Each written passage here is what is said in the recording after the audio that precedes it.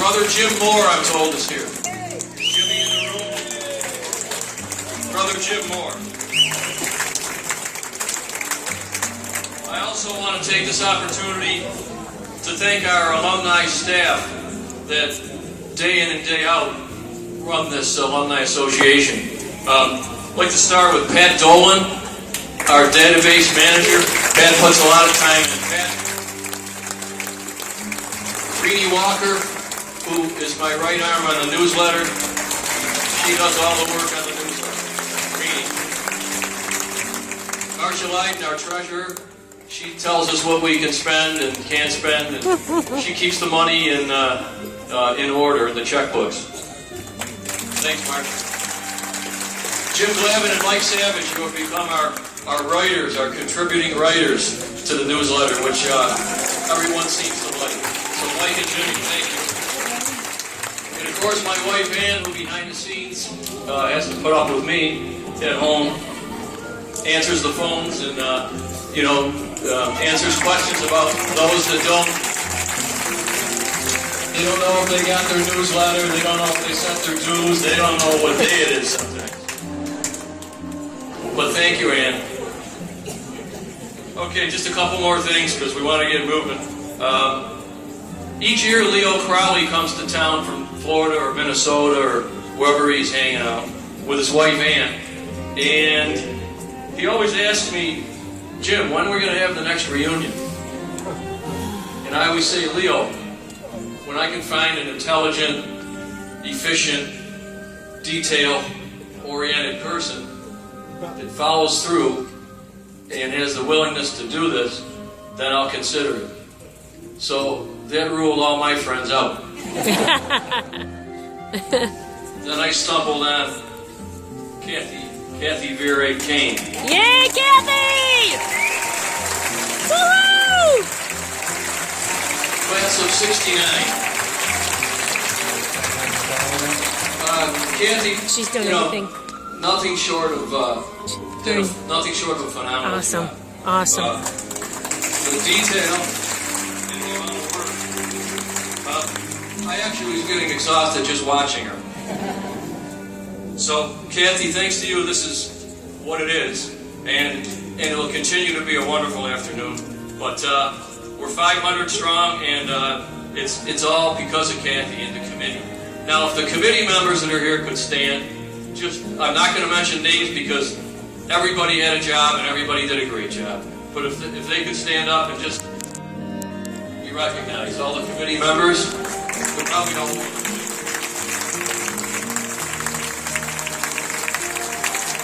Lastly, as I always do, I need to thank all the alumni that just keep coming to the events and sending in the dues from the newsletter. And this has been a great way to network and keep in touch with each other, as well as raise some money and help some people that need it. We've sent helped send some students to either Bud & Grimes or CBA that otherwise wouldn't be able to go there. We buy some books and we support some local charities around Syracuse. So it's all good stuff that is all being done because of all of you. So, without any further ado, I'm going to close, and today's your day. So, enjoy it. We're going to move down shortly to the Empire Room for the hors d'oeuvres and the beverages and the music and the dancing and everything. And then at 4 o'clock, approximately, anybody whose appetite is ready, come back down here. This is where the buffet, all the food will be.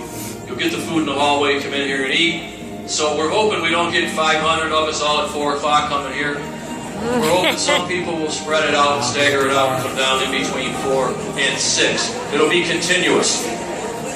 So, God bless you all. I think there's one statement from Mike Savage, and then we can be dismissed. Mike?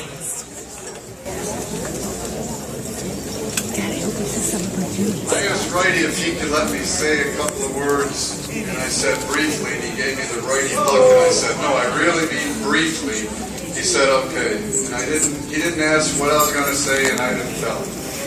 But I'm up here. I'm too close to the altar. This feels a little weird, but I'm going to offer a toast anyway. And the toast is to Jim Wright.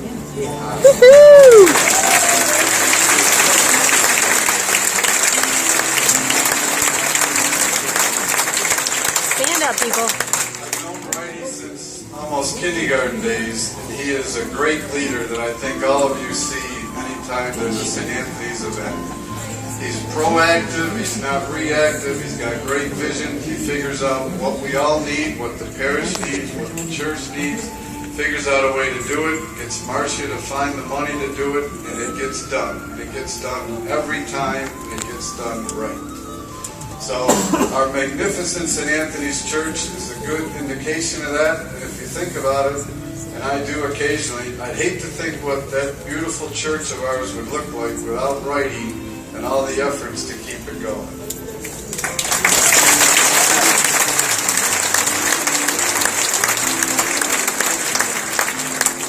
Secondly, when it comes down to it, our beautiful church is a building. I think more importantly for all of us is the Alumni Association. Righty started it. He's led it every step of the way. He got 500 Padawans together for today's event, certainly with amazing help from Kathy.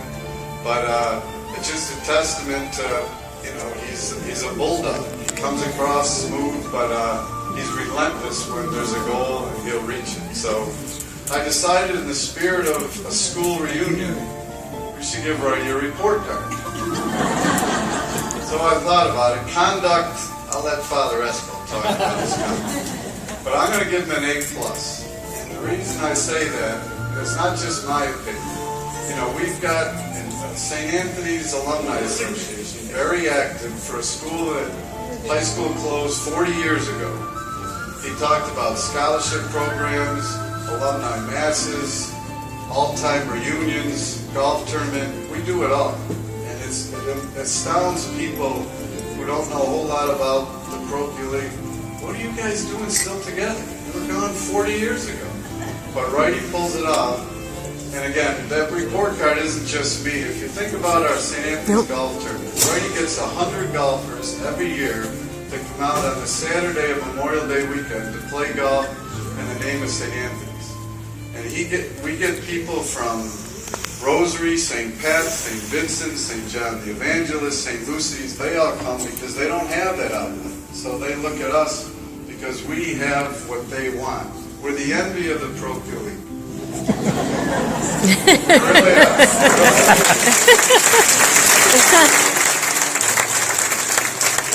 In closing, my virtual toast to Jim Wright is that thank you and with gratitude you put us on top of the parochial league.